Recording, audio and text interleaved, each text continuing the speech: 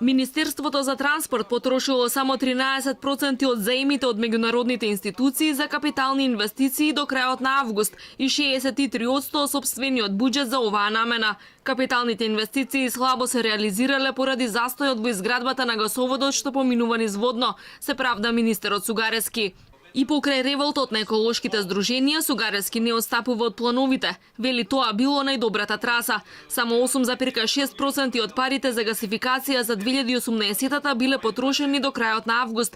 Министерот избегна да одговори колкава ќе биде реализацијата во овој дел до крајот на годинава. Вели се ќе зависи од тоа колку долго ќе траат дебатите околу овој проект. Најавени се нови дебати од страна на Министерството за животна средина, на кои што многу јасно ги соопштуваме сите аргументи зошто гасификацијата, односно гасоводот на водно треба да продолжи.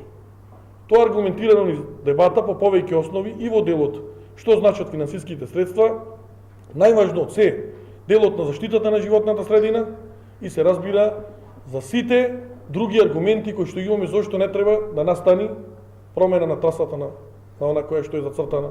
И покрај слабата реализација на капиталните инвестиции, Сугарески уверува дека активностите одеднаш ќе забрзаат во преостанатите 4 месеци. Сепак признава дека многу патишта се оштетени, особено во источниот дел од земјава. Ја искара локалната власт, бидејќи само 30 општини доставиле анализа за оштетеност на патиштата. Владата обезбедувала пари од заеми, а општините не искористиле 13 милиони евра, бидејќи не изготвувале или не ги доставувале навреме проектите за водовод и канализација што се реализираат со заем од Европската инвестициска банка. Да ги повикам градоначалниците во општините да апелирам до нив и за постоечките средства кои што не се искористени, но се разбира и за идните, бидејќи државата ќе ги обезбеди средствата за финансирање на овие проекти, да работат на проекти, се со цел во наредните неколку месеци тие проекти да бидат готови и од наредната година во делот на градежната сезона да отпочнеме со реализација на овие проекти.